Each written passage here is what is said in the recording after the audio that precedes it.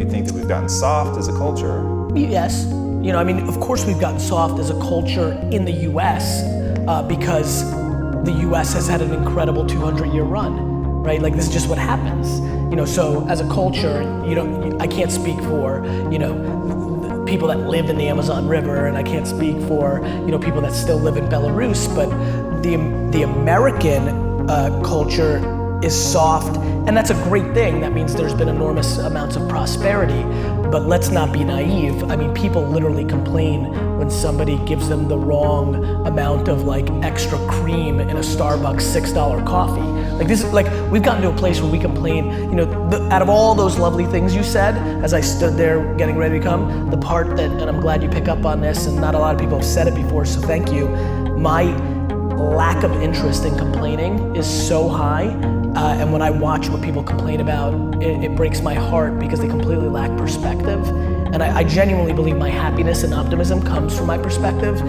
Even in political unrest times like right now, a lot of people are very bent out of shape, but the reality is that it's just never been better to be a human being. That's just the truth, that's just data, that's reality. And yeah, I mean, it's just a very fun time to be alive.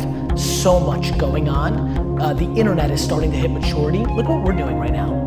This right now, right, would have cost millions of dollars in production and distribution to have the amount of people who watch this just 15 years ago. I just think it's very interesting times. And I was saying something to a friend the other day. I was like, could you imagine if you told a parent 15 years ago, hey parent, what you're gonna wanna do in 15 years, instead of buying a kid, your 16-year-old, a car, you're gonna convince your 16-year-old daughter to go into a stranger's car every single day.